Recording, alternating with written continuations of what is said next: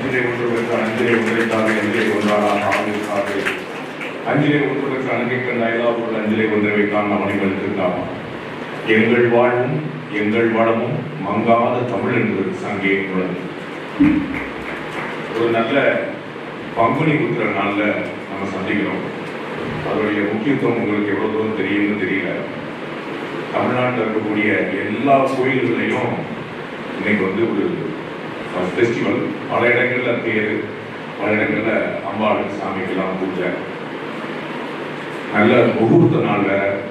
உங்களோட ஒரு 4 வயசு 5 வயசு மூத்த எல்லாம் கல்யாணம் பண்ணிட்டு இருக்கான். நீங்க இங்க உட்காந்து படிக்கிறதுக்கு உங்க அறுவடை கொண்டாடிட்டு இருக்கீங்க. கடைசி வயசுல 2 பேரும் கோயில உட்காந்துருக்கான். அப்பயே போறேன்னு சொன்னேன் சார், உடலா அப்படின்னு. நான் கவனிச்சுட்டே இருந்தேன், எல்லா பசங்கள்லாம் பண்ணிருக்காங்க. லாஸ்ட்ல ஒரு ஃபேக்கல்டி நின்றுட்டு இருக்காரு பாருங்க. அவர் வந்து ஒரு பெரிய தியாகி. அவர் வந்து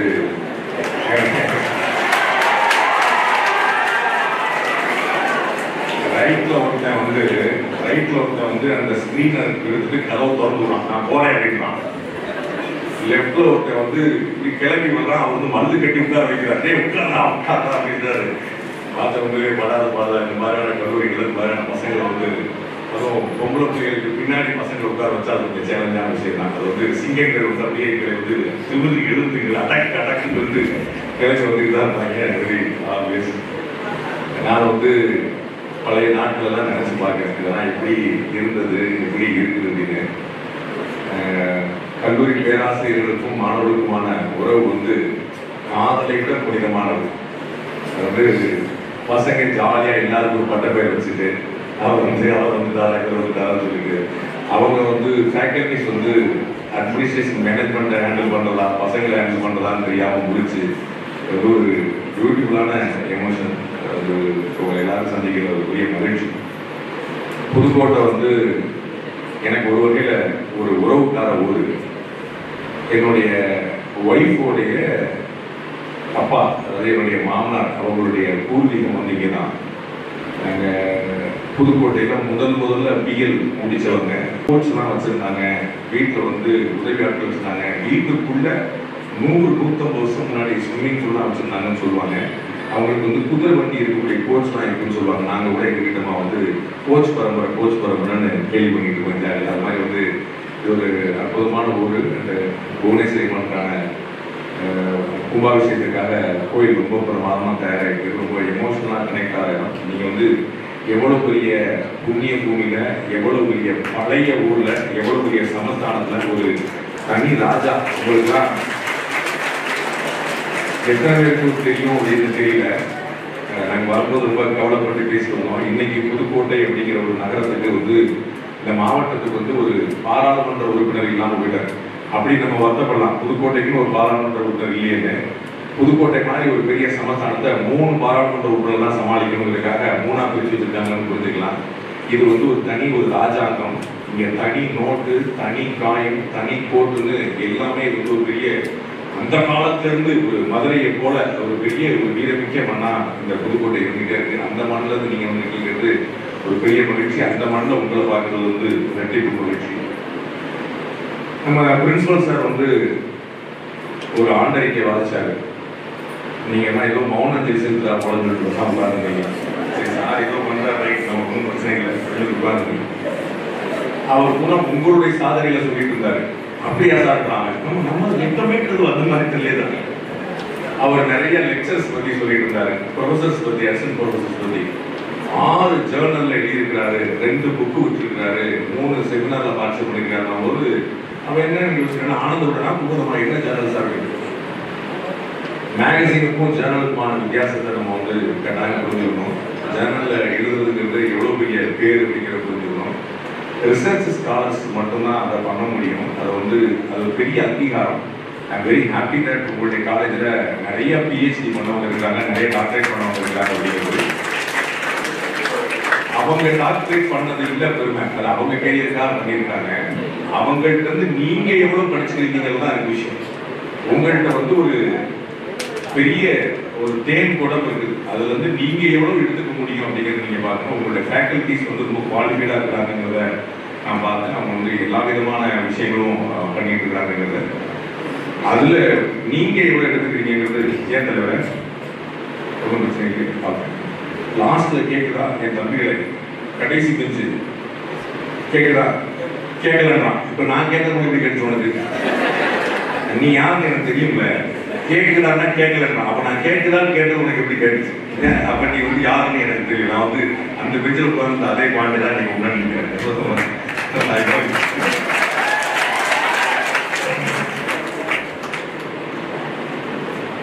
பிரின்சிபல் வந்து இங்கிலீஷ்ல பேசினாங்க. நீங்க எல்லாம் வந்து நமக்கு சம்பந்தப்படாத மேட்டர் உட்காந்துருந்தீங்க. இப்போ நான் ஒரு 5 பேரை பிடிச்சி இங்கிலீஷ்ல பேச சொல்ல போறேன்.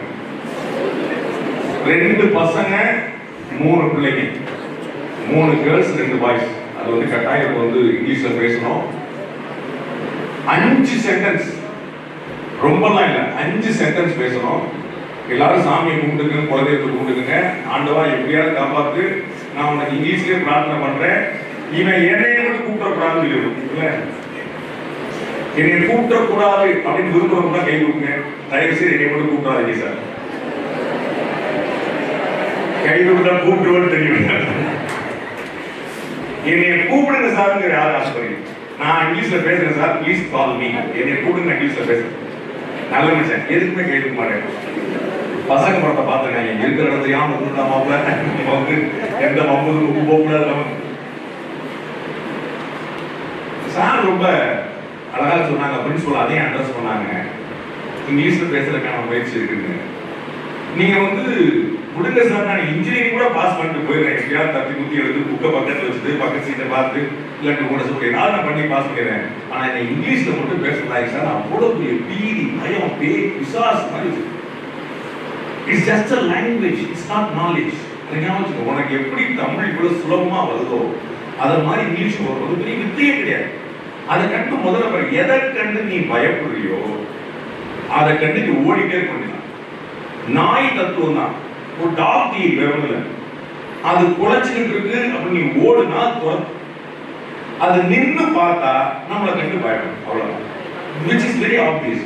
அப்ப முதல்ல எளிமையா புரிஞ்சுக்க வேண்டியது, நீ ஓட போயா திரும்பி பார்க்க போயா. ஓடணும் முடியும்ன்ற சார் உங்களுக்கு புரியாது சார், எங்க புதுக்கோட்டை நாய் எல்லாம் வேற மாதிரி அதெல்லாம் வந்து கவ்வாம விடாது அப்படின்னு நினைச்சேன்.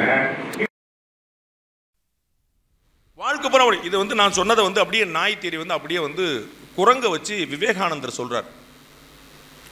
அவர் வந்து கொல்கத்தாவில் வந்து ஒரு ஒரு நல்ல ஒரு அடர்ந்த வனப்பிரதேசத்தில் நடந்துகிட்டு இருக்கும்போது நிறைய குரங்குகள், 50-60 குரங்குகள், ஒரு காடு அது, 50-60 குரங்குகள் வந்து வித்தியாசமாக இவர் வந்து மொட்டை அடித்து இந்த மாதிரி காவிலாம் ட்ரெஸ் போட்டு ஒரு மாதிரி மொத்தமாக துணியெல்லாம் போற்றி போயிட்டு இருக்கிறாருன்னு பார்த்துட்டு 50-60 குரங்குகள் வந்து விரட்ட ஆரம்பிச்சிருச்சு. குரங்கு பிரான்னா என்ன ஆகும்னு யோசிங்க, அது 50-60 எப்படின்னு யோசிங்க. அவர் தனியாக வேற இருக்கிறாரு, ஓடுறாரு. இன்றைக்கும் கூட நீங்கள் சென்னையில் பீச்சுக்கு பக்கத்தில் இருக்கக்கூடிய விவேகானந்தர் இல்லத்தில் பார்த்தீங்கன்னா நிறைய படங்கள் வரைஞ்சி இந்த கதையை அப்படியே எழுதியிருப்பாங்க. நடந்த சம்பவம், அவரே பதிவு பண்ண சம்பவம். அவர் ஓடுறார் குரங்குகளுக்கு பயந்துட்டு. அப்போ உள்ளே வந்து மைண்டில் கேட்குது, நரேந்திரா, அவருடைய ஒரிஜினல் பேர் நரேந்திரா, எவ்வளோ தூரம் ஓட போகிற, 50 குரங்குன்னு எப்படி தப்பிச்சிருவாங்க. இப்போ நான் என்ன செய்யறது, கடிக்க வருது அப்படின்னா, நில்லு, திரும்பிப்பார். அவருக்கு வந்து ஒரு அசரீரி மாதிரி கேட்குது. அசரீரின்னா என்ன? சரீரம் அப்படின்னா உடம்புன்னு அர்த்தம். அசரீரின உடம்பு இல்லாம அப்படின்னு அர்த்தம். அப்ப வெறும் சத்தம் மட்டும், உடம்பா இல்லாம ஆளா இல்லாம அசரீரி அப்படின்னு சொல்லு. சரீரி அசரீரி. கீழே வந்து நான் மெக்கானிக்கல் இன்ஜினியர் பசங்க வந்து அந்த ஒரு கார் ஒன்று ஓட்டுற மாதிரி ஒன்று ரெடி பண்ணி வச்சுருந்தாங்க. அதை பற்றி டீட்டெயில் கேட்கும்போது அவங்கள்ட்ட தயக்கம் தெரிஞ்சது. அவங்களுக்கு விஷயம் தெரிஞ்சிருக்கும், அது விஷயம் தெரிஞ்சிருக்கும், அதில் ஒன்றும் குழம்பல. ஆனால் அவங்கள்ட்ட பேசுறதுல ஒரு தயக்கம் தெரிஞ்சது. அந்த தயக்கத்தை தான் நான் அட்ரஸ் பண்ண வந்திருக்கேன். நீ தயங்கிக்கிட்டே இருந்த அப்படின்னா உனக்கு விஷயம் தெரியாதுன்னு நினச்சிருவாங்க. நீ தயங்கிக்கிட்டே இருந்தாலும் உனக்கு விஷயம் தெரியாதுன்னு நினச்சிருவாங்க. கடவுள் இருக்கிறாரா அப்படின்னு உன்கிட்ட கேட்டாங்கன்னு இருக்கிறாருன்னு சொல்லுவேன். எப்படி இருக்கிறார் காட்டு பார்ப்போம், சொல்லு பார்ப்போம் அப்படின்னா உனக்கு சொல்ல தெரியாது. அப்போ எதிராளி நினச்சிருவான், பாத்தியா உன்னால் சொல்ல முடியல அப்படின்னு என்ன அர்த்தம்? கடவுள் இல்லை அப்படின்னு. நமக்கு சொல்ல தெரியலன்னா அந்த தத்துவமே இல்லைன்னு தப்பாக புரிஞ்சுருவாங்க. அப்போ சரியாக சொல்ல தெரியணுங்கிறது ரொம்ப முக்கியம். சுழல் வல்லன் சோர்விலன் அவனை இகழ்வெல்லல் யாருக்கும் அரிதுன்னா. நல்லா பேச தெரிஞ்சா போதும். இன்னைக்கு மேம் வந்து இன்ட்ரடியூஸ் பண்ணி விடும்போது என்ன சொன்னாங்க, பாண்டே அப்படி பேசுவார். ஒரு தம்பி வந்து, சார் நானும் உங்களை மாதிரியே பேச்சாளர் ஆனும் பார்க்குறேன் sir. I am not a speaker, I am not a orator. நான் பேச்சாளன் கிடையாது. நான் ஒரு ஜேர்னலிஸ்ட், நான் ஒரு பத்திரிக்கையாளர், நான் ஒரு ஊடகவியலாளர். 7ஆம் கிளாஸ்லேருந்து என்னுடைய ஆசை நான் பத்திரிக்கையாளர் ஆனுங்கிறது. உங்களுடைய வயசில் இன்றைக்கி நீங்கள் கேட்டால் நிறையா சொல்லி படிச்சுட்டு இருக்குது இன்ஜினியரிங்கு, ஆனால் நீங்கள் என்ன ஆகணும்னு கேட்டால் வேறு ஏதோ ஆகணும்னு சொல்லுவீங்க. உங்களுக்கு நிறையா கனவு இருக்கும். எனக்கு ஒரு கனவு தான் என்னுடைய சின்ன வயசில் இருந்துச்சு. என்னுடைய 7வது வகுப்புலேருந்து I was having only one dream, I want to be a journalist. அவ்வளோதான். நான் ஜேர்னலிஸ்ட் ஆகிட்டேன். 25 வருஷத்துக்கு மேலே முடிஞ்சு போச்சு. லாஸ்ட் இயர் தான் 25 வருஷம் நிறைவடைஞ்சது. இப்போ 26ஆவது வருஷமாக நான் அந்த இடத்துல உட்காந்துருக்கிறேன். எனக்கு எந்த கவலையுமே இருக்கலை. ஏன்னா நான் அடைய நினைஞ்சதை அடைச்சேன். நான் எதை அடைய நினைச்சேனோ அதை அடைஞ்சேன். அப்போ என்ன எல்லாரும் வியக்கிறாங்க, இங்கே இருக்கிற எல்லாரும் என்ன நினச்சிருப்பாங்க, இவங்க எல்லாரும் என்னை முதல் முறையாக பார்க்குறாங்க. நீங்கள் என்ன ஆல்மோஸ்ட் முதல் முறையாக பார்ப்பீங்க. 99% உங்களில் நிறைய பேருக்கு என்ன யாருன்னே தெரியாது. ஏதோ ரங்கராஜ் பாண்டே வராங்க, சரி ரைட் போர்டுன்னு. நான் என்னென்னலாம் பண்ணியிருக்கேன் அப்படின்னு ஒரு 15 நிமிஷம் படித்தாங்க. அஜித் குமாரோட நடிச்சிருக்கேன்னொன்னே அப்படின்டா நம்மால், அவனா நீ நம்மால்ரா அப்படின்ட்டு. அப்போ நம்ம அறிமுகம் எங்கே இருக்குன்னு யோசிங்க. அப்போ எதை வச்சு நம்மளை புரிஞ்சுக்கிறாங்கன்னு பாருங்கள். அப்போ the way of communication is very very very essential in life. நீ எப்படி கம்யூனிகேட் பண்ணுறது முக்கியம். உன்கிட்ட பாதி மட்டும் விஷயம் இருந்து, மண்டையில் மசாலா சரக்கு பாதி மட்டும் இருந்து, மீதி நல்லா வலுவாக பேச ஆரம்பிச்சிட்டனாலே பயங்கர கெட்டிக்காரனை பார்ப்பான்.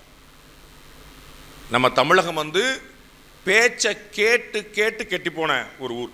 பேச்சை கேட்டு கேட்டு கெட்டு போன ஊர். நல்லா பேசுகிறவனை பூரா நல்லவன் நம்பின ஊர். சொல்ல போறீங்களா? அப்போ என்ன புரியுது, நம்ம வந்து அப்போ நல்லா பேச வேண்டாமா, அப்போ பேச்சை கேட்டு கேட்டு அப்படி யோசிக்காத. அப்போ நாமளும் எப்படி நல்லா பேசுறோம் பார்.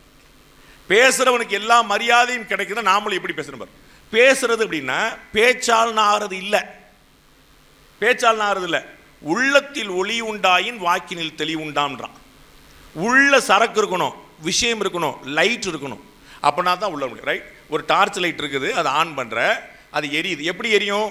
உள்ள பேட்ரி இருந்தால் தான் எரியும். சரிங்களா? உள்ள அதான் மசாலான்னு சொல்லுவாங்க. உள்ள பேட்ரி இருக்கணும், எரியும். பேட்ரி இல்லாத டார்ச்சை நீ ஆன் பண்ணால் எரியுமா? எரியாது. அப்போ விஷயம் உள்ள இருக்கணும் ஞாபகம்.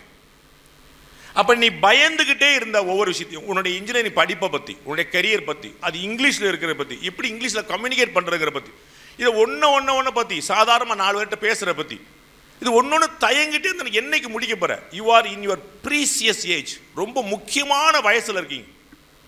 இந்த வயசில் உங்களுக்கு சினிமா பூரா என்ன சொல்லி கொடுத்துருக்கு? எப்படியாவது காதல் பண்ணிரு, தயவு செய்து காதலிச்சிரு. காதலிக்கலன்னு நீ உயிரோட வாழ்றதுல அர்த்தம் இல்லை. என்னடா அது கூத்தா இருக்கு. அதில் எங்களை மாதிரி பசங்க வேற கிளம்பிடுறாங்க. எங்களெல்லாம் பார்த்த உடனே பிடிக்காது, பார்க்க பிடிக்கும்.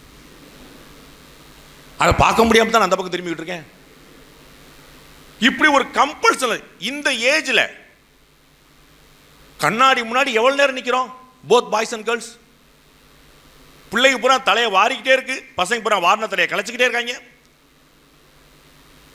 இதில் எவ்வளோ ஃபோக்கஸ் பண்ணுறோம்?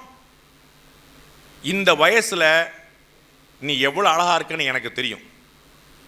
நீ எவ்வளோ அழகாக இருக்குன்னு தெரியும். ஏன்னா பருவத்தில் பன்னி குட்டி கூட அழகாக இருக்கும். நீங்கள் பார்த்துருக்கீங்களா கழுத குட்டி? நான் ஏதோ கேலி பேசுகிறக்கா சொல்லுங்க. எனக்கு வந்து 2 பிள்ளைங்க அஃபீஷியலாக. அதுக்கு 10 செகண்ட் கேப் போட வேண்டியிருக்கு. உங்களுக்கு புரியுதான்னு பார்க்குறதுக்கு. சரிங்களா? 2 பிள்ளைங்க. அதில் வந்து ஒரு பிள்ளை லாயராக இருக்கிறாங்க. சரிங்களா? அப்போ வந்து உங்களோட வயசில் மூத்தவங்க. அப்போ அதை வீட்டில் நான் மேய்ச்சிட்டு இருக்கேங்கிறத தெரிஞ்சுக்குங்க. சரிங்களா? அந்த அனுபவத்தில் நான் உங்களுக்கு சொல்லிகிட்டு இருக்கேன். புரியுங்களா? உங்களுக்கு கேட்குறதுக்கு வந்து ஆஹா அப்பா அதையே சொன்னார், அம்மா அதே சொல்லுது, பிரின்சிபல் அதே சொல்கிறார், ஃபேக்கல்ட்டி அதே சொல்லுது. சரி இன்னைக்கு ஆண்டு விழான்னாங்க, பாண்டேவா ஏதாவது ஜாலியாக பேசுகிறான், அவனும் அதையே சொல்கிறான். I can understand your feeling. ஆனால் என்ன முக்கியமான பிரச்சனை, இந்த வயசில் உன்கிட்ட இருக்கக்கூடிய எனர்ஜியை எதுக்கு செலவழிக்க போகிறேன்னு பார்க்க. உன்கிட்ட வந்து இங்கே இருக்கக்கூடிய யாராலையும் முடியாத ஒரு பெரிய எனர்ஜி இருக்குது. உன்னால் அசாத்தியமான வேலைகளை பண்ண முடியும், விடிய விடிய வேலை பார்க்க முடியும், அவ்வளோ எனர்ஜி இருக்கு. ஆனால் அது எதுக்கு பயன்படுத்துகிறேங்கிற பார்த்து. குட் பேட் அக்லின்னு ஒரு படம் வந்திருக்கா? அதை யார் யார் பார்க்கல இன்னும்? அந்த பாவிகள் யார்? இன்னும் நான் பார்க்கலன்னு சொல்கிற ஆட்கள் யார்? குட் பேட் அக்லி படம் வந்திருக்கு சார், நேற்று தான் ரிலீஸு, நான் இன்னும் பார்க்கலங்கிறவனே 4 பேர் தான் கை தூக்குறான். அப்புறம் கொஞ்சம் என்ன முடியல, காது கேட்குதா இல்லையா? குட் பேட் அக்லி அஜித் படம் வந்திருக்கா? ஜென்ரல் நாலேஜ் கொஸ்டின் மாதிரி கரெக்டாக கேட்குறேன். இந்த கை தூக்குன பூரா பார்த்துக்கிட்டே இருக்கேன். அந்த 5 பேர் இங்கிலீஷ் பேச போகிற 5 பேர் நீங்கள் தான் பார்த்துக்குங்க. சரிங்களா? அந்த படத்தை பார்க்கலங்கிற மட்டும் கேது. எவ்வளோ எனர்ஜி பார். தியேட்டருக்குள்ளே போகும்போது எப்படி இருந்துச்சு? கடவுளே கடவுளே எப்படி இருந்துச்சு எமோஷனு? அந்த அஜித் கூட 15 நாள் வாழ்ந்துட்டு வந்தவன் நான்.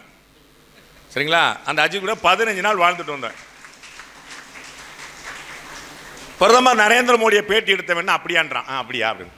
அஜித் வாழ்ந்தா, அஜித் கூட வாழ்ந்தியா அப்படின்னு. போகப்படாங்க சார், எங்களுக்கும் இங்கிலீஷ் வராது, அதனால் ஒன்றும் பிரச்சனை இல்லை, நம்ம சமாளிச்சுக்கலாம். அப்போ அது ஒரு ரெண்டுமே சேர்ந்து கிளந்து கட்டி வந்து இருந்துச்சு. அந்த பேட்டி எடுத்தோம் பார்த்தோம். அப்போ அஜித் வந்து ஒரு பெரிய கிரேஸ், ஒரு பெரிய ஈர்ப்பு.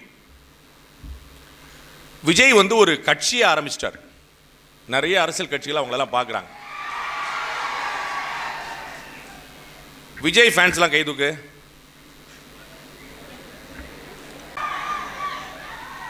அஜித் ஃபேன்ஸ் கெட்டிக்காரனா இருக்கிறான், ஆள் கொஞ்சம் கம்மியாக இருக்குது, ஆனால் ரெண்டு கை தூக்குறான். இந்த ஸ்மார்ட்னஸ் இருக்குது பார்த்தீங்களா, இது ரொம்ப கெட்டிக்காரன். உங்களுக்கு நிறைய ரோல் மாடல் நான் சொல்ல முடியும், ஆனால் இன்னைக்கு வந்து 2 பேரை அந்த ரோல் மாடலாக வச்சு நான் சொல்கிறேன். திரு விஜய் வந்து சினிமாவுக்கு முதல்ல என்ட்ரி ஆன போது அவருடைய முகத்தோற்றத்தை பார்த்து, அவருடைய ஃபேஸ் அப்பீரன்ஸை பார்த்து தமிழ்நாட்டில் இருக்கக்கூடிய ரொம்ப பெரிய மேகசின் அதை விமர்சனம் பண்ணி இழிவுபடுத்தி ஒரு விமர்சனம் பண்ணிச்சு, ஒரு பெரிய கிரிட்டிசைஸ் பண்ணிச்சு. விஜய் சாருடைய முகத்தை, அவருடைய முதல் படம் என்னது? நாளை தீர்ப்பா மாணவனா கரெக்டாக இரு சப்ஜெக்டில் நான் 4 கேள்வி கேட்குறேன், எவ்வளோ பதில் சொல்கிறான்னு பார்க்குறேன். இதெல்லாம் மட்டும் கரெக்டாக சொல்கிறாங்க. அந்த ஃபேஸ் வந்து அவ்வளோ சுமாராக இருக்குன்னு பகிரங்கமாக ஒரு பத்திரிகையில் விமர்சனம்.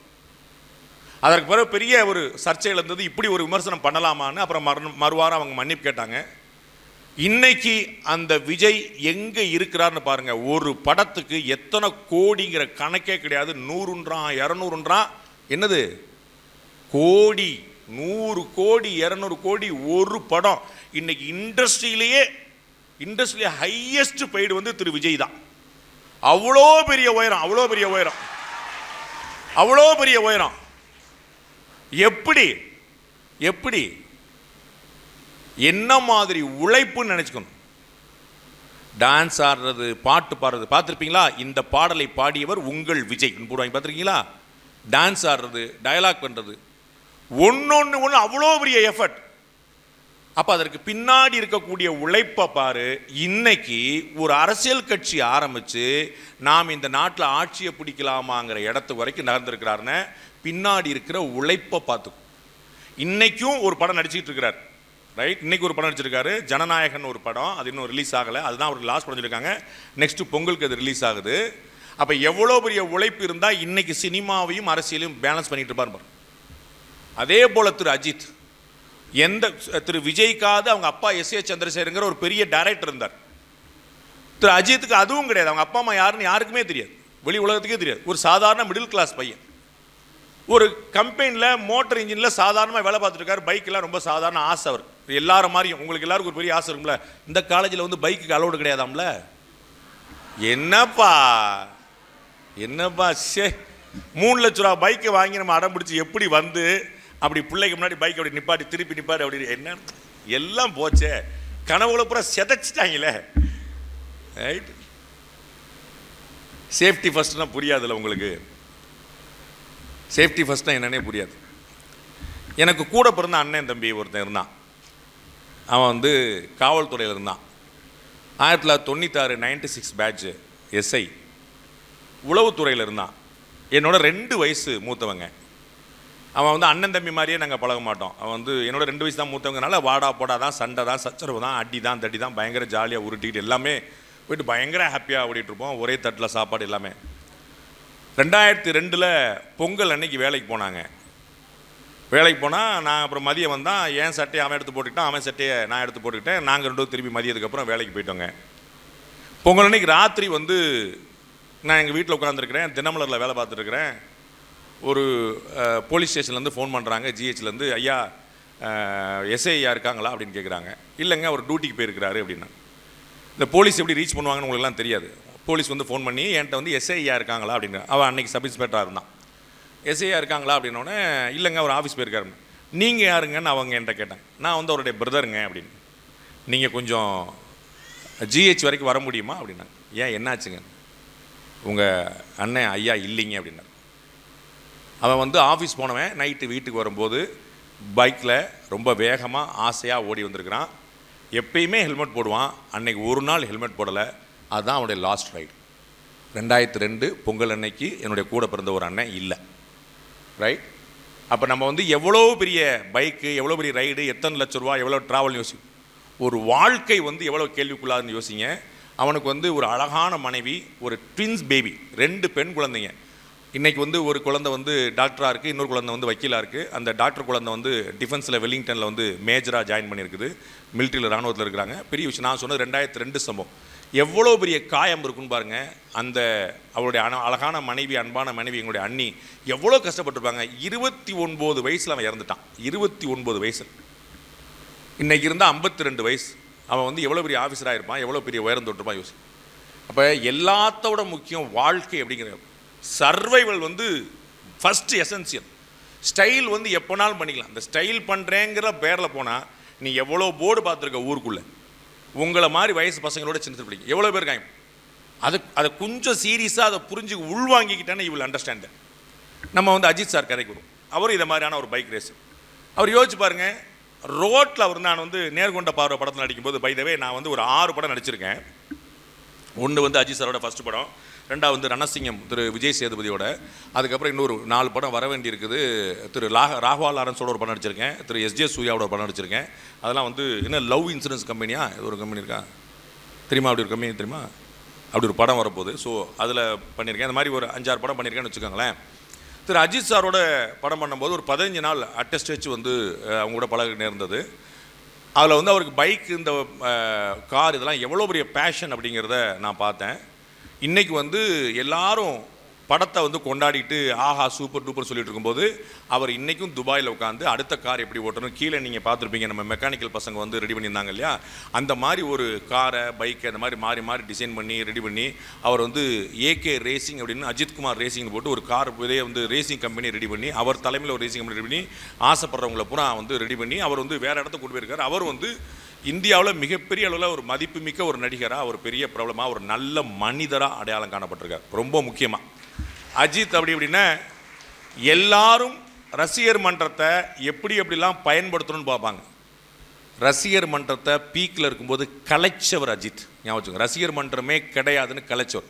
ஏன் அப்படின்னா, நீ பூரா ஏன் காலத்தை சொத்து அப்படின்னு சொல்லிட்டு அது நீங்கள் முக்கியம், உங்களுடைய எதிர்காலம் முக்கியம் அப்படிங்கிறக்காக அவர் நினச்சா அந்த ரசிகர் மன்றத்தை திருப்பி கொண்டு வந்து அவர் அந்த பக்கமே வச்சுருக்கலாம். அது இல்லாமல் அவர் ரொம்ப முக்கியமாக, ரொம்ப கவனமாக உங்கள் மேல் அக்கறைப்பட்டு இந்த பக்கம் வராத, படம் பாரு, சந்தோஷமாரு, விசிலடி, கிளம்பிடு, அடுத்த வேலையை பார். அதுதான் முக்கியம். படம் பார்த்துட்டு இதுதான் வாழ்க்கைன்னு நினச்சிட்டு இருக்காது. நிதர்சன வாழ்க்கை வேற இருக்குது. அவருக்கு வந்து உடம்புல அவ்வளோ ஆப்ரேஷன்ஸு, அவ்வளோ ஆக்சிடென்ட்ஸு, போன்லாம், பேக் போன்லாம் ரொம்ப பெரிய ப்ராப்ளம். இது எல்லாத்தையும் வச்சுக்கிட்டு எப்படியாவது நடிச்சிடணும் அப்படின்னு சொல்லிட்டு, எப்படியாவது பெரிய ஆளாயிடணும்னு, எப்படியாவது அந்த உத்வேகம், நிறைய விஷயங்கள், அவருடைய பேச்சு, மொழி, நடவடவை எல்லாத்தையும் கேள்வி பண்ணாங்க, விமர்சனம் பண்ணாங்க. அத்தனையுமே தாண்டி இன்னைக்கு வந்து தலை அப்படின்னா அது ஒருத்தர் தான் அப்படிங்கிற இடத்துல வந்து வேற இடத்துல போய் நிற்கிறார். அதற்கும் காரணம் அவருடைய இடைவிடாத முயற்சி. இந்த 2 பேரும் உங்களுக்கு நல்லா தெரியும் தம்பி. 3வது ஒருத்தர் சொல்ல போகிறேன். உங்களுக்கு வந்து எத்தனை பேர் தெரியும் நான் பார்க்குறோம். ஸ்ரீதர் வேம்பு அப்படின்னு ஒரு பேர் கேள்விப்பட்டிருக்கீங்களா? ஸ்ரீதர் வேம்பு அப்படி ஒரு பேரே கேள்விப்பட்டது. இந்தியாவுடைய மிகப்பெரிய பெருமைகளில் நிறைய பேர் இருக்கிறாங்க. அதில் இந்த சாஃப்ட்வேர் இண்டஸ்ட்ரியில் இன்னும் நிறைய பேர் இருக்கிறாங்க, நோ டவுட். நம்முடைய இன்ஃபோசிஸ் நாராயணமூர்த்தி, அவங்களுடைய மனைவி சுதாமூர்த்தி, விப்ரோ, இது மாதிரி நிறைய நிறுவனங்கள் வந்து சாஃப்ட்வேரில் பெரிய பிரம்மாண்டங்கள் படிச்சு. அப்படி பெரிய சாதனைகள் பண்ண ஒரு நிறுவனம் வந்து ஜோஹோ அப்படின்னு பேர், ZOHO, ஜோஹோ அப்படின்னு பேர்.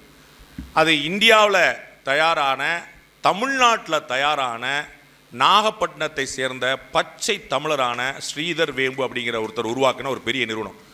பல 1000 கோடி மதிப்புள்ள நிறுவனம், 1 ரூபா 2 ரூபா இல்லை. அவர் வந்து எல்லா சாஃப்ட்வேர் இன்ஜினியர்களையும் போலவும் தான் வந்து படிக்கிறோம், போகிறோம், நிறையா வந்து சம்பாதிக்கணும், வெளிநாட்டுக்கு போகணும் அப்படின்னு சொல்லி போட்டு வெளிநாட்டில் வேலை பார்த்து அங்கே நிறைய நண்பர்களோட சேர்ந்து தொழிலை உருவாக்கி பார்ட்னர்ஷிப் போட்டு ஒரு பெரிய லெவலில் பிஸ்னஸை ரெடி பண்ணி அதில் அசாத்தியமான உயர்ந்து தொட்டு இன்றைக்கி வேர்ல்டில் வந்து ரெனவுண்டாக எப்படி நம்ம மைக்ரோசாஃப்ட்டை சொல்ல முடியுமோ, விப்ரோ சொல்ல முடியுமோ, அதை மாதிரி வந்து டிசிஎஸ் உட்பட நிறைய கம்பெனிகள் வந்து எப்படி சொல்ல முடியுமோ அதை மாதிரி ஒரு ரெனவுண்ட் இன்ஸ்டியூட்டில் வந்து தான் உருவாக்கி அதை வந்து ஒரு சாம்ராஜ்யமாக கட்டமைச்சார். அதற்கு பிறகு அவருக்கு ஒன்று தோணுச்சு, நம்ம வந்து இதை மாதிரி பண்ணிகிட்டு இருக்கோம், ஆனால் ஃபுல்லாக அமெரிக்காலே வச்சுட்ருக்குறோமே, நம்ம ஊருக்கு நம்ம என்ன செய்கிறதுன்னு யோசிச்சோம்.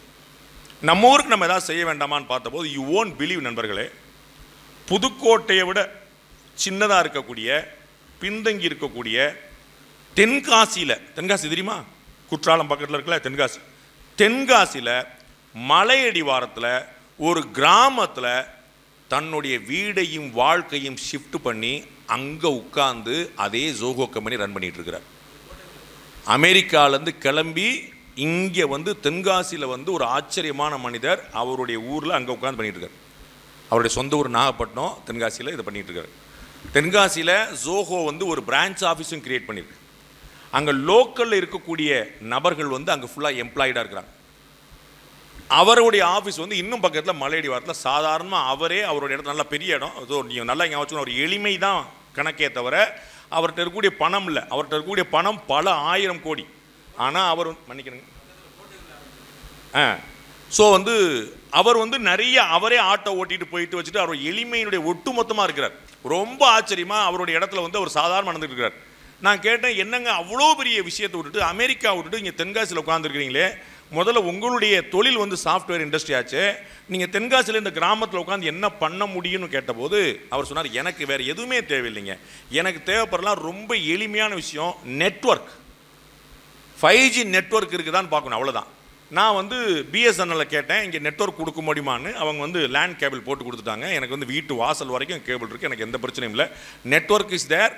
அப்போ பெங்களூருக்கும் சென்னைக்கும் கலிஃபோர்னியாவுக்கும் தென்காசியில் இருக்கக்கூடிய அந்த குக்கிராமத்துக்கும் எந்த வித்தியாசம் கிடையாது, டெக்னாலஜி வந்துருச்சு நான் பண்ணிடுன்னு சொல்லிட்டு அங்கே உட்கார்ந்து ஒட்டுமொத்த உலகத்தை ஆண்டு கொண்டிருக்கிறார். அதன் மூலமாக ஆயிரக்கணக்கான பேருக்கு வேலை கொடுத்துட்ருக்கிறார். தென்காசியில் இப்படி ஜோகோன்னு ஒரு கம்பெனி வச்சுருக்கீங்களே, இங்கே யாராவது உங்களுக்கு வேலைக்கு ஆள் கிடைப்பாங்களான்னு நான் கேட்டபோது அவர் ஆச்சரியமாக சொன்னார், அமெரிக்காவில் வேலை பார்க்குறவங்க கூட தென்காசிக்காரனாக இருக்கிறான், இல்லாட்டி மதுரைக்காரனாக இருக்கான், இல்லாட்டி புதுக்கோட்டைக்காரனாக இருக்கான், இல்லாட்டி நாகப்பட்டினக்காரன், இங்கே இருக்கக்கூடிய இந்த 2nd tier 3rd tier சிட்டிஸில் இருக்கக்கூடிய நாலேஜ் தான் அங்கே வரைக்கும் வந்து நிற்கிதுன்னு.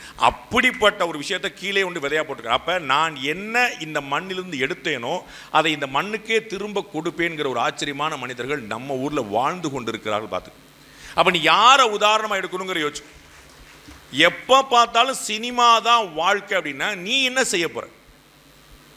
நீ கட்டாயம் சினிமாவுக்கு போவ, விசில் அடிப்ப. எத்தனை நாள் விசில் அடிப்ப?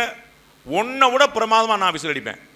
5 பேர் உங்கள்கிட்ட இங்கிலீஷில் பேச சொல்லி கேட்டேன். நான் இப்போ இன்னொரு சேலஞ்ச் பண்ணுறேன், விசில் அடிக்கல யாரா என் கூட போட்டிக்கு வரீங்களா? இப்போ ஓப்பன் சேலஞ்ச், என்னால் அவ்வளோ பிரமாதமாக விசில் அடிக்க முடியும். ஒன்றை விட பயங்கரமாக தியேட்டரில் நடு ரோட்டில் டப்பாங்கூத்து டான்ஸ் ஆடினவன் நான். நடு ரோட்டில் என்ன பண்ணிக்கிட்டு இருக்கோம், என்ன போயிட்டு இருக்கிறோம், எங்கே போயிட்டு இருக்கிறோன்னு யோசிச்சு மண்டை குழம்பி நம்ம கூட படித்தவங்க பூரா எங்கேயோ போயிட்டானே, நம்ம அங்கேயே உட்காந்துருக்கோமேனு பதறி கதறி யோசிச்சு நம்ம வாழ்க்கையில் ஏதாவது ஒன்று செய்ய வேண்டாமான்னு யோசிச்சு, அப்போ என்ன தெரியும்னு யோசிச்சு, எனக்கு எதுவுமே தெரியாதேன்னு பயந்து எல்லாத்துலேயும் மூக்கு நுழைச்சு. என்கிட்ட கிரிக்கெட்டில் சர்டிஃபிகேட் இருக்குது, ஹாக்கியில் இருக்குது, வாலிபாலில் இருக்குது, ஃபுட்பாலில் இருக்குது, டென்னிகாய்டில் இருக்குது, ஷட்டில் காக்கில் இருக்குது. ஃபுட்பாலில் யார் விளையாட கூட்டாலும் போவேன், விளையாண்டுக்கிட்டே இருப்பேன். என்எஸ்எஸ்ல இருக்குது, ஸ்கவுட்டில் இருக்குது, என்சிசியில் இருக்குது, 3லையுமே இருந்து ஒரு ஆள் பார்த்துருக்கியா? என்ன செய்யறேன்னு படம் வரைவேன், கவிதை எழுதுவேன். இவங்க யாராவது ஃபிகரை லவ் பண்ணாங்கன்னா அதுக்கு படம் நான் தான் வரைஞ்சு கொடுக்கணும், வரைஞ்சு கொடுத்துருக்கேன். அவங்க அந்த பிள்ளை லவ் பண்ணுற கவிதை நான் எழுதி கொடுக்கணும். ஓரளவுக்கு மேலே கொஞ்சம் டீட்டெயில் எழுதுனா மாப்பிள்ளை எதிர்ப்படி உனக்கு எப்படி தெரியும் கேட்பான். அவன் தான் கவிதை கேட்பான், அது எப்படி உனக்கு தெரியும்னு கேட்பான். இப்படி அடுத்தவனுக்காக என்னமோ பண்ணி நான் என்ன பண்ணுறேன்னு குழம்பி, அப்புறம் சரி ஓகே நமக்கு வந்து என்ன தெரியும்னா எல்லாத்துக்கும் கொஞ்சம் தெரியும் போல் அப்படின்னா, என்னுடைய சின்ன வயசுலேருந்து பேஷன் என்னன்னு கொஞ்சம் ரீவைண்ட் பண்ணி பார்த்து, ஓகே ஜேர்னலிசம்னுடைய பேஷனாக இருக்குன்னு நினச்சேன். அப்போ ஜேர்னலிசம் பண்ணணுன்னு பார்ப்பேன். இன்சிடென்டலி 1998 தினமலரில் வந்து நிருபர்கள் தேவை அப்படின்னு ஒரு அறிவிப்பு வெளியிட்டு இருந்தாங்க. ஜேன்னு எங்கள் சிறுவிழுத்தூர்லேருந்து கிளம்பி வந்துட்டாங்க எல்லாரும். நான் வந்து சிறுவிழுத்தூர்லேருந்து முதல் முறையாக மதுரைக்கு போகிறேன். பழங்கானத்தம் பஸ் ஸ்டாப் இறங்கணுங்க அப்படின்றேன். கண்டக்டர் என்ன தினமலரா அப்படின்னு கேட்குறாரு. பழங்கானத்தம் பஸ் ஸ்டாப் கேட்டால் தினமலர்னு கேட்குறா. என்னன்னு கேட்டால் பஸ்ஸு பூரா அங்கே தான் போகுது, பூரா பேர் வேலை கிளம்பிட்டாங்க. ஏன்னா எல்லாம் இவ்வளோ பேர் போட்டிக்கிறாங்க. கீழே இறங்குனா தினமலர் ஆஃபீஸோட கதவை பூட்டிட்டாங்க. தினமலர் ஆஃபீஸ் கதவை வந்து இவ்வளோ பெருசாக இருக்கும், கதவை போட்டாங்க. என்ன அப்படின்னா கூட்டம் தாங்கல. அவங்க ஒரு 50 பேர் வருவாங்க, 100 பேர் பார்த்தா 800 பேர் வந்துடணும். டிஎன்பிஎஸ்சி குரூப் 4 எழுதுகிற மாதிரி உனக்கு சேன்னு கூட்டம். அதுக்குள்ளே எப்படா நம்ம படித்து பாஸ் ஆகி எப்படா போகிறோன்னு ஒரே கவலை நமக்கு. அதுக்கப்புறம் உள்ளே போனால் ரொம்ப நேரம் கழிச்சு தான் எங்களை கதவை தந்தாங்க. என்னென்ன வந்து ஃபோட்டோ காப்பி ஜெராக்ஸ் எடுக்கல, அப்ளிகேஷன் ஃபார்மே இல்லை. அவ்வளோ 100-200 தான் அடிச்சு வச்சுருந்தாங்க. 800 பேர் அப்ளிகேஷன் கொடுத்து அப்ளிகேஷன் ஃபார்மை கொடுத்து அதுக்கப்புறம் ஒரு இன்டர்வியூ பண்ணி அதுக்கப்புறம் கழிச்சு 800 400 ஆகி 400 200 ஆகி 200 50 ஆகி 50 12 ஆகி 12 5 பேர் செலக்ட் பண்ணாங்க. மொத்தமாக கடைசியில் 5 பேர் செலக்ட் பண்ணாங்க. அதில் நான் ஒருத்தன். மொத்தமாக செலக்ட் ஆன அந்த 800 பேர்லேருந்து ஃபில்டர் ஆனது. ஏன் அது நான் வந்து என்னுடைய திறமையை என்னுடைய வித்தையை காட்டுறக்கா நான் சொல்ல. பார்த்தீங்களா, நாங்கள்லாம் பாண்டே சார் யார் தெரியுமா 800 பேரில் 5 பேர். நோ, அது இல்லை. அந்த பேஷன் என்னையே ட்ரைவ் பண்ணிச்சு. ஏதாவது பண்ணிடணும், எப்படியாவது பண்ணணும், எப்படியாவது ஜெயிக்கணும், எப்படியாவது பெரிய ஆளாகணும், ஏதாவது செய்யணும் அப்படிங்கிற அந்த பதட்டம் என்னை கொண்டு வந்து பாடிச்சு. அப்போ உனக்குள்ள அந்த ட்ரைவ் இருக்குதான் பார், அந்த தேடல் இருக்குதான் பார். இன்ஜினியரிங் வந்துட்ட, எதுக்காக வந்தியோ தெரியாது, பக்கத்து வீட்டு கவிதா வந்ததுக்காக கூட நீ வந்திருப்ப. சரி, அந்த பிள்ளை படிக்கிறது நானும் வந்துருக்கேன்னு சொல்லிட்டு இதில் வந்து நாங்களாம் ஸ்கூல் டேஸ்லேருந்து ஃப்ரெண்ட்ஸ்னு 2 பேர் கிளம்பியிருப்பான். அதனால் அவன் கூட வேறு கிளம்பியிருப்பேன். எனக்கு உனக்கு என்ன ஆசை எனக்கு தெரியாது, உனக்கு என்ன கொடுத்தாங்க தெரியாது. நீ வந்து இங்கே வந்து பார்த்து தெரிஞ்சிருப்ப. மெக்கானிக்கல் என்ன, சிவில் என்ன, கம்ப்யூட்டர் என்ன, எலக்ட்ரானிக்ஸ் என்னங்கிற இங்கே தான் உனக்கு பாதி தெரிஞ்சிருக்கும். நீ +2 வரைக்கும் படித்தது பூரா வேறு. இங்கே இருக்கலாம் புஸ்தகம்லாம் மொக்கையாக இருக்கும், பார்த்தாலே தலைவலிக்கும். புஸ்தகம் அது என்னென்ன தெரியாது. அதை விரித்து 3வது பக்கம் படிக்கும்போது தூக்கம் வந்துடும் கேரண்டியாக. எத்தனாவது பக்கம்? 3வது பக்கமா? பக்கத்துலேயே வா, பார்த்தாலே கரங்கிடுவேன் சார். அப்போ இதை எப்படி ஹேண்டில் பண்ண ஒரு பெரிய சேலஞ்ச், ரைட்? எனி ஹவ் நீ இன்ஜினியரிங் முடிச்சு தான் ஆகணும். அதை ஞாபகம். நீ உள்ளே வந்தாச்சு. எதுக்கு கதவெல்லாம் பூட்டி வச்சுருக்கோம் பார்த்தல?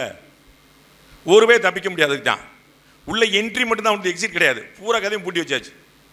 அப்படி இல்லை, பிள்ளைகள்லாம் வெயிலில் வாடக்கூடாதுங்கிறக்காக போட்டுருங்க. வழக்கமாக வந்து ஆனுவல் டே வந்து நாங்கள் ஓப்பன் ஸ்பேஸ் தான் பண்ணுவோம். ஆனால் வந்து இன்னைக்கு பிள்ளைகள் பூரா வெயிலில் வந்து ஏப்ரல் மாதத்தில் சேசப்படக்கூடாது இருக்கு. ஏசி எல்லாம் போட்டு ஜாலியாக பண்ணிட்டு இருக்காங்க. அந்த நிர்வாகத்துக்கு ஒரு பாராட்டு தெரிவிக்க வேண்டாமா? நல்ல மனுஷங்கப்பா அப்படின்னு உண்மையிலே சொன்னாங்கங்க சொல்லிட்டு உங்களுக்காக எப்படி ஜிலு ஜிலுன்னு. அடப்பாவி, சத்தியமாடா, எவ்வளோ தூரம் நம்ப மாட்டேன்றாங்களே. இவங்களை பார்த்தா அப்படி தெரியலட்டாங்க. சத்தியமாக அவங்களுடைய சேர்மன் அவங்க சொன்னாங்க. அது வந்து நான் கேட்டேன் அவங்கள்ட்ட, எதுக்கு உள்ளாரிங்க வச்சுருக்கேன்னு. உங்களுக்கு மேலே அவ்வளோ அக்கறை வச்சுருக்காங்கிற ஞாபகம் வச்சுக்கேன். ரைட். ஸோ எப்படி இன்ஜினியரிங் முடிச்சே ஆகணும். அதில் வந்து ஒன்றும் அரியர் வாங்கினேன்னு எந்த பிரயோஜனமும் இல்லை. அரியரை பிடிக்காம நீ வெளியே போய் வேலைக்கு வாங்க முடியாது. இல்லாட்டி ஏதாவது ஒரு டெலிஃபோன் பூத்லாம் போய் வேலை பார்க்கணும். அப்போ நீ ஏதாவது ஒரு வேலை பார்க்கணும்னு நினச்ச ஒரு ஆளாக நினச்சோன்னா டிகிரி முடிச்சாகணும். இப்போ டிகிரி எப்படியாவது முடிச்சிரு. மார்க் முக்கியமா அப்படின்னு நாங்கள்லாம் யார் தெரியுமா சார்? அஜித்தோடைய மார்க் யாருக்கா தெரியுமா, விஜயோட மார்க் யாருக்கா தெரியுமா? தத்துவம்லாம் பேசாத. நான் இதெல்லாம் கடந்து வந்திருக்கேன். உன் நல்லதுக்காக சொல்கிறேன், கேளு, கேட்காம போ, எனக்கு ஒன்றும் பிரச்சனை இல்லை. வாழ போகிறதும் வெளில போகிறதும் நீ. அதில் இருந்துச்சு எங்கேயோ ஒரு இடத்துல ஓரமாக வந்து ஒரு விளக்கை ஏற்றி வச்சுட்டு அப்படின்னா நாளைக்கு நீ ஒரு பெரிய ஒளிவட்டமாக மாறினா அதில் ஒரு சந்தோஷப்படுவேன். அதில் சின்னதாக வந்து அந்த பற்ற வச்சதில் எங்களுக்கு ஒரு பெருமை இருக்குன்னு பார்த்துக்க. அவ்வளோதான். இந்த கல்லூரிக்கு என்ன பெருமை வேண்டியிருக்கு? அத்தனை பேருமே, இந்த நிர்வாகிகள் அத்தனை பேருமே தொழிலதிபர்கள். உங்களுக்கு தெரியுமா? இங்கே இருக்கக்கூடிய நிர்வாகிகள் அத்தனை பேருமே அவரவர் வேற ஒரு தொழில் வச்சிருக்காங்க. ஒருத்தர் தங்கம் பண்ணுறாரு, ஒருத்தர் வேறு பண்ணுறாரு, ஒருத்தர் கார் பண்ணுறாரு, என்னென்னமோ பண்ணிட்டு இருக்காங்க. ஆளாளுக்கு ஒன்று பண்ணிருக்காங்க. They're all industries, they're all happy with their business. அவங்க எல்லாருமே அவங்கவுங்க தொழிலில் பெரியார். எதுக்கு இங்கே பண்ணிட்டு இருக்காங்க? என்ன வேலை இங்கே? அப்போ 4 பேரை படிக்க வச்சிருவோம். நம்ம காலேஜ்லேருந்து ஒரு பையன் தரமாக எந்திரிச்சு வெளியே வந்தான், ஒரு பிள்ளை பெருசாக படிச்சு வந்துச்சுன்னா பயங்கர சந்தோஷம். இன்னைக்கு டிசிஎஸ்ல ஒருத்தன் வேலைக்கு போயிருக்கான். பிரின்சிபல் சொன்னார், எத்தனை பேர் கவனிச்சிங்கன்னு தெரியல, என்ன சம்பளம் சொன்னார் சொல்லுங்க பார்ப்போம். அது மட்டும் கரெக்டாக கவனிச்சிருக்காங்க. சரி, ஒரு வருஷத்துக்கு 9 lakhsனா ஒரு மாதத்துக்கு எவ்வளவு? உங்களுக்கு தெரியாத சட்டம் இல்லை, நீங்களே பார்த்து புரிந்து கொள்ள முடியும்.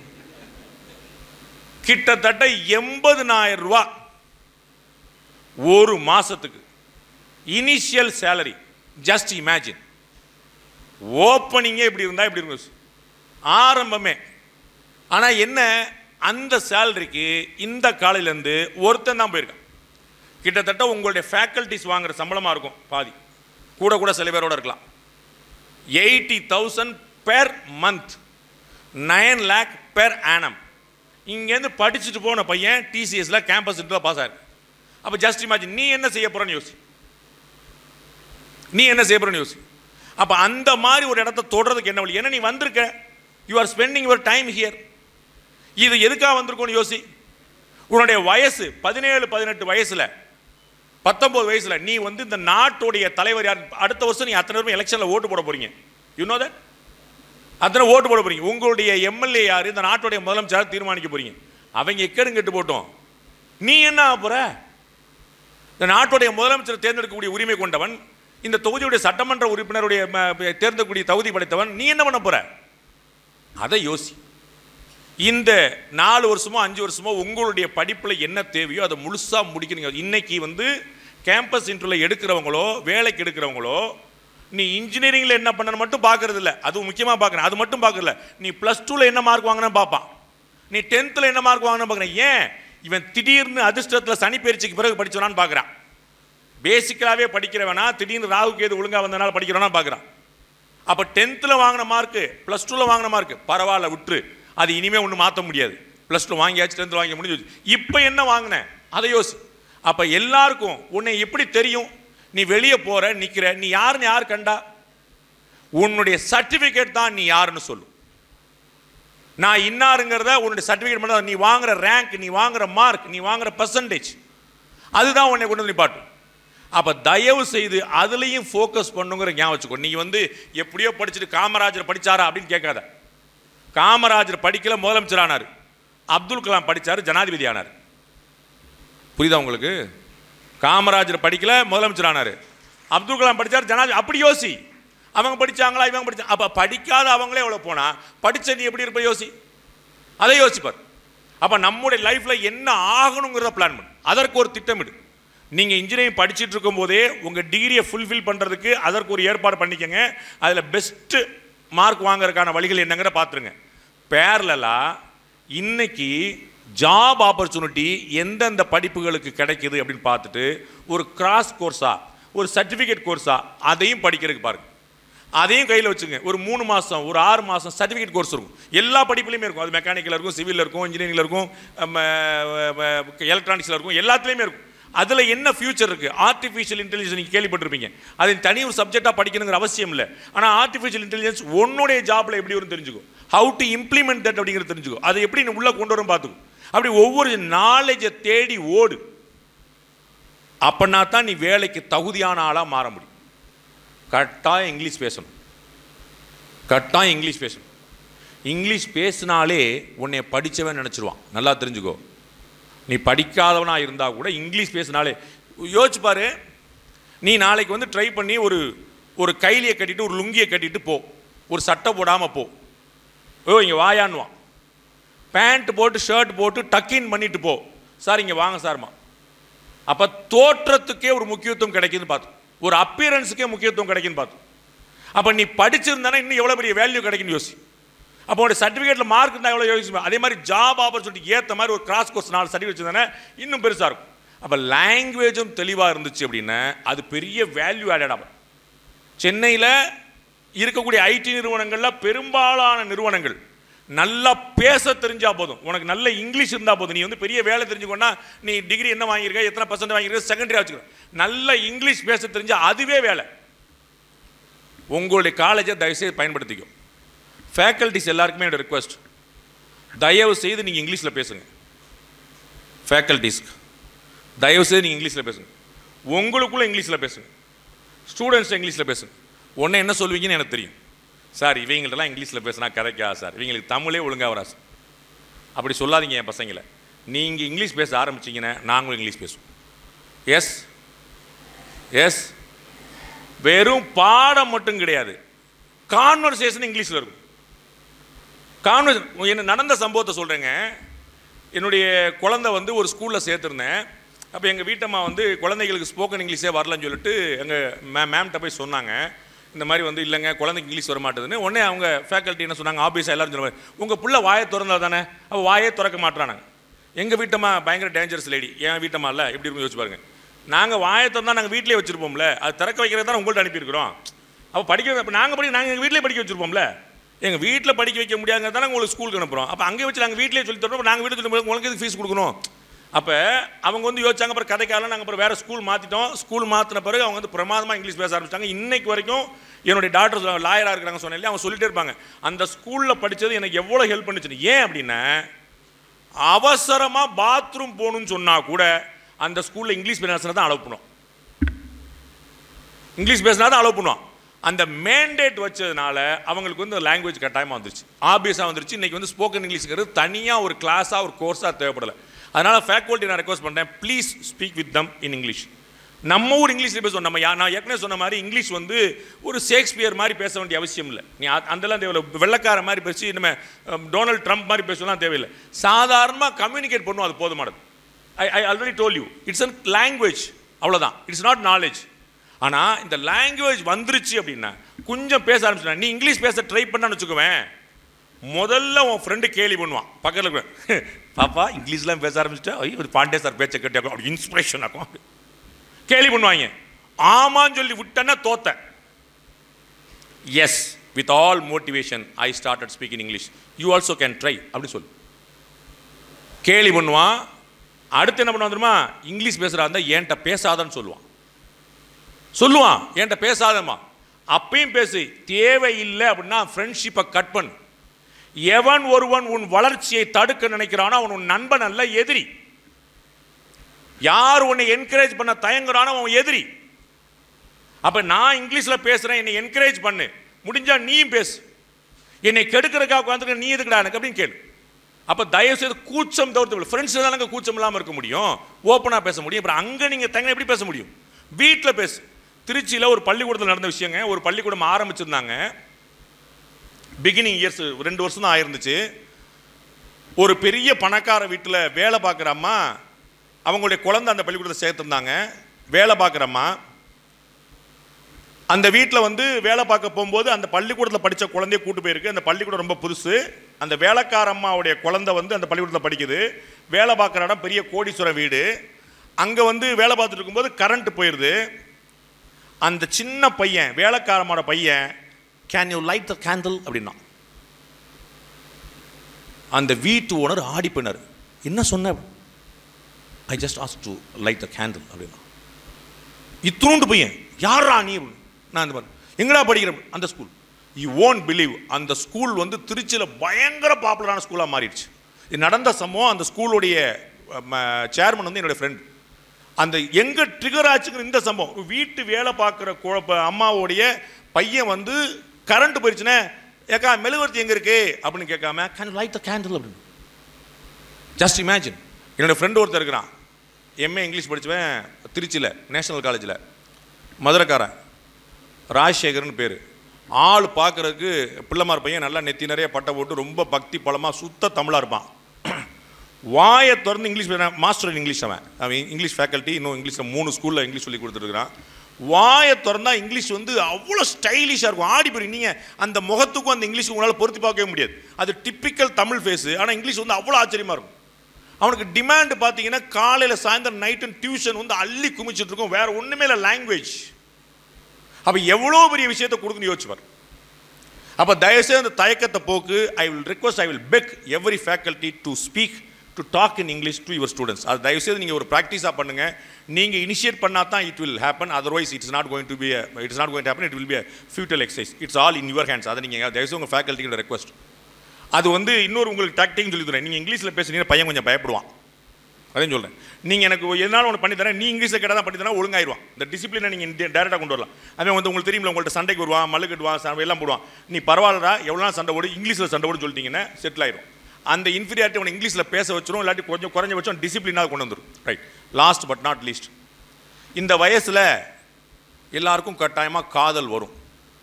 நான் ஏற்கனவே சொன்னது போல, ரைட், கெட்டிங் இட், பிரச்சனை அது இல்லை.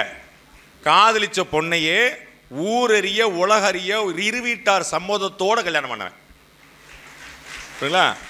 அங்கதான் பாயிண்ட், அங்கதான் பாயிண்ட். அப்ப காதலிக்கிற பிரச்சனை இல்லை, கல்யாணம் பண்றது பிரச்சனை இல்லை, இருவீட்டார் சம்மதத்தோட பண்றோமான்னு பார். அதெல்லாம் கொடுப்பாங்களா சார்? எங்களுக்கு தனுஷ் சொல்லி கொடுத்துருக்கிறாரு, நாங்கள் வந்து எப்படி லவ் பண்ண எங்களுக்கு தெரியும் அப்படின்னு நினச்சிக்கிட்டு இருப்போம். உன்னைய படிக்க வச்சு இந்த காலேஜில் சேர்த்து வீட்டு வேலை பார்த்து உங்கள் அப்பா அம்மா ஒரு டிகிரி ஹோல்டராக இல்லாமல் உன்னைய டிகிரி படிக்க வைக்கணும்னு நினச்சி, இந்த இடத்துல ஃபஸ்ட்டு ஜென்ரேஷன் டிகிரி ஹோல்டர் யார் யார்? எங்கள் அப்பா அம்மா டிகிரி படித்ததில்லை சார், நான் வந்து டிகிரி படிச்சிருக்கேன் அப்படின்னு சொல்லி யார்? எங்கள் அப்பா அம்மா டிகிரி இல்லை. நான் ஜஸ்ட் இமேஜின், ஆல்மோஸ்ட் ஒரு 40% உங்களுடைய பேரண்ட்ஸ் வந்து டிகிரி ஹோல்டர்ஸ் இல்லை. அப்போ ஒன்னையும் ஒரு ஆடு மேய் மாடு மேய்னு அனுப்பிச்சு விட்ருக்கலாம். ஆனால் ஏன் காலேஜுக்கு அனுப்புனாங்கன்னு ஜஸ்ட் இமேஜின். அவர்களுடைய ஏக்கம், அவர்களுடைய கனவு அதை ஒன்னே சுமக்கிறக்க அனுப்பியிருக்காங்க. நீ படி, நீ முன்னேறி. என் பையன் இன்ஜினியரிங் படிக்கிறான், எவ்வளோ பெருமை. நீ என்ன படிக்கிறது உன் புஸ்தகத்தில் ஒரு வரி படிக்க முடியாது அவங்களால, ஆனால் கையில் நீ புஸ்தகம் வச்சிருக்கங்கிறதே அவங்களுக்கு பெருமையாக இருக்கும். அப்போ எவ்வளோ பெரிய பெருமை வந்து அவங்க ஆசை அவனுக்கு அனுப்பிவிட்டுருக்காங்க. அப்போ நீ என்ன பதில் கொடுக்க போறன்னு பாரு. அவங்களுக்கு படிக்க வைக்க தெரியும், காலேஜுக்கு அனுப்பி வைக்க தெரியும், உனக்கு கல்யாணம் பண்ணி வைக்க மட்டும் தெரியாது. ஏன்? இந்த சினிமா பார்த்து கெட்டு போனது. 7ஆம் கிளாஸ் 8ஆம் கிளாஸ்லேருந்து இந்த பிள்ளைங்க பசங்க எல்லாம் என்ன பேச என்ன கற்றுக்கிட்டீங்க? ஐ நோ, எனக்கு தெரியும் சொல்ல கற்றுக்கிட்டீங்க. இந்த வயசு, இந்த டீன் ஏஜ் உங்களை அப்படி வந்து படுத்துது. ஆனால் உங்களுக்கு தெரியாத உலகம் நிறைய இருக்கிறது. சென்னையில் குடும்ப நல நீதிமன்றம்னு ஒன்று இருக்குது. நான் உங்களை பயமுறுத்துறதுக்காக வரல, ஃபேக்டை சொல்கிறக்காக வந்திருக்கேன். சென்னையில் குடும்ப நல நீதிமன்றம்னு இருக்குது. பேர் தான் குடும்ப நல நீதிமன்றம், அங்கே தான் டைவர்ஸ் கிடைக்கும். பேர் குடும்ப நல நீதிமன்றம், அங்கே தான் டைவர்ஸ் கிடைக்கும். யூ ஓன்ட் பிலீவ், அங்கு வரக்கூடிய விவாகரத்து வழக்குகளில் 80% காதல் திருமணங்கள். 80 செக், நீ பார்த்துக்கோ. என்ன கணக்கு? காதல் வேண்டாம்னு சொல்ல, நான் அதுக்கு தான் முன்னாடியே சொன்னேன், நான் காதலிச்சுவேன்னு சொன்னேன். புரியுதா? நான் ஏதோ காதலுக்கு எதிராக நீ நினச்சிக்கிடாது. நான் காதலிச்சுவேன், காதலிச்ச பொண்ணே கல்யாணம் பண்ணுவேன், காதலிச்ச பொண்ணை ஊரறிய உலகரே கல்யாணம் பண்ணுவேன். Getting it? அப்போ இந்த அண்டர்ஸ்டாண்டிங் இல்லாமல் வெறுமனே எதிரெதிர் துருவங்களை ஒன்றை ஒன்று ஈர்க்கும் அப்படிங்கிற ஒரு சயின்ஸ் தியரியில் opposite sex attracts each other அப்படிங்கிற சாதாரணமான பயாலஜி விஷயத்தில் ஒரு இன்ஃபாக்சுவேஷனல் லவ்னு நினச்சிட்டு போகிறது. அதில் ஒரு பெரிய பிரச்சனை இருக்குது. டெய்லி வந்து பார்க்கும்போது நம்மளை லவ் பண்ணுற மாதிரியே தெரியும். இன்சிடென்டலாக நம்ம ப்ளூ கலர் சட்டை போட்டிருப்போம், அந்த பொண்ணும் ப்ளூ கலர் சுடிதார் போட்டிருப்பான். ஒன்று நம்மால் முடிவுனா, பார்த்தியா நான் அன்னைக்கு சொல்ல, அவள் ஏன் ப்ளூ கலர் போட்டா, நான் ஏன் ப்ளூ? அது காதல்ரா மாப்பிள்ள, உனக்கு தெரியல, அது நேச்சுரலி. அப்புறம் இந்த பிள்ளைகளுக்கு ஒரு தோழி கூட இருப்பா, ஏ ஆமாடி அவன் உன்னை தாண்டி பார்க்குறான். டெய்லி பார்த்தா லவ்வா? அப்பா அவன் பஸ்ஸில் கண்டக்டர் கூட உன்னை டெய்லி பார்க்குறாரு, பத்திரமா கொண்டு வந்து வீட்டில் விடுறான், அவன் பின்னாடியே வந்து வீட்டில் விட இவன். அப்போ சாதாரணமாக எதிர ஒரு ஆள் பார்க்குறோம் வைக்கிறோம்னா நல்ல ஃப்ரெண்டாக இருக்க முடியுமான்னு பாரு. யாராவது உன்னை காதலிக்க சொல்லி, எஸ்பெஷலி என்னுடைய பிள்ளைகளுக்கு நான் சொல்கிறேன், பெண் பிள்ளைகளுக்கு, யாராவது உன்னை காதலிக்கிறேன்னு வந்தான்னு, no problem, I also love you. 1.5 லட்ச ரூபா சம்பாதிச்சுட்டு அன்னைக்கு வந்து என்னை பாரு, ஐ also love you.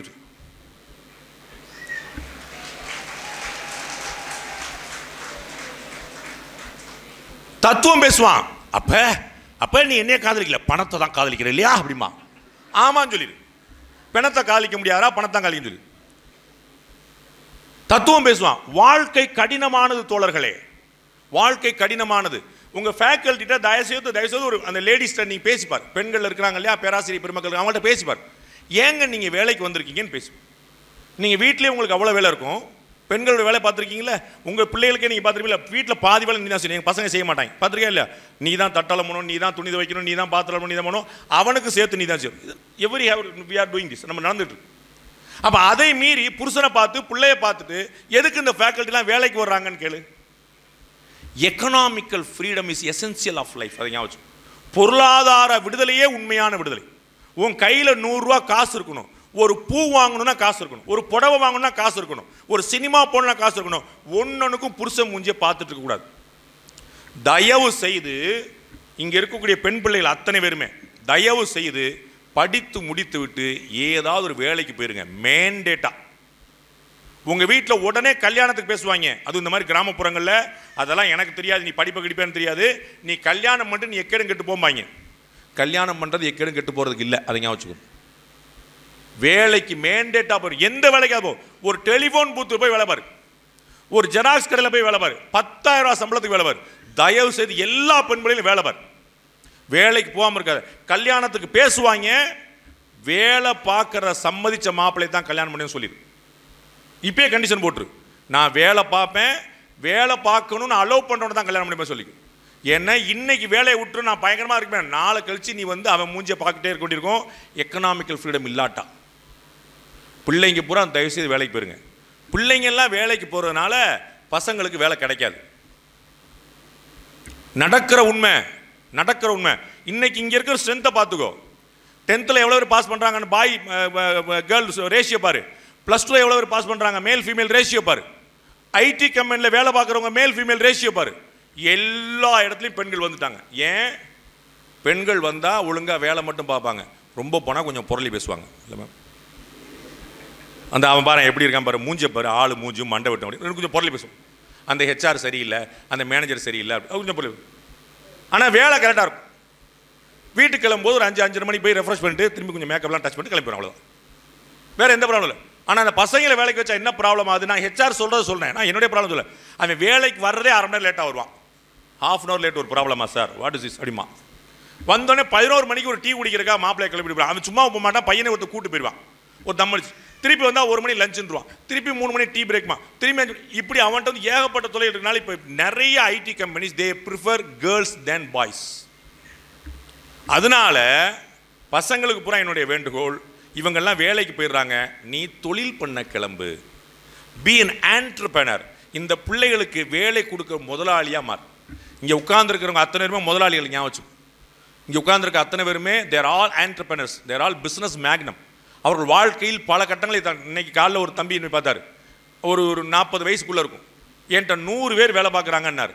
Just C, அவர் தன்னை அறிமுகப்படுத்தும் போது தான் சொன்னார், சார் நான் சோ பண்ணிட்டு இருக்கிறேன், என்கிட்ட 100 பேர் வேலை பார்க்குறாங்க. அப்போ அது எவ்வளோ பெரிய இன்ட்ரோடக்ஷன் ஆகுது பாரு. அப்படி 100 பேருக்கு வேலை கொடுக்குற இடத்துக்கு நீ மாறு.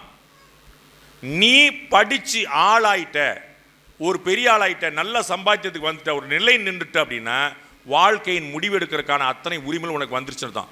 அன்னைக்கு நீ வந்து நான் காலேஜில் அந்த பிள்ளைய பார்த்தேன், இன்னும் அந்த பிள்ளை கல்யாணம் ஆளன்னா நான் கல்யாணம் பண்ணிக்க தயாராக இருக்கேன்னு சொல்லி பார்த்தேனே, அந்த பொண்ணும் சம்மதிப்பா, உங்களுடைய பெற்றோரும் சம்மதிப்பார்.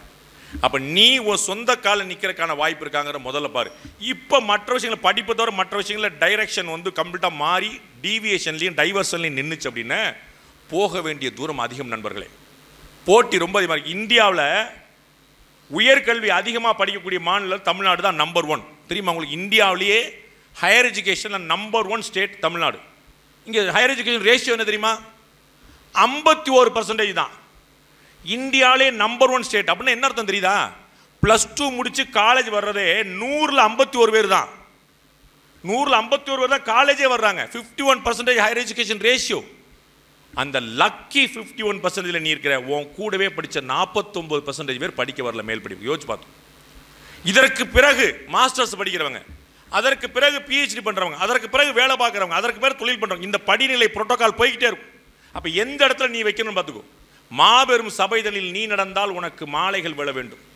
ஒரு மாற்று குறையாத மன்னவனிவன் என்று போற்றி புகழ வேண்டும்.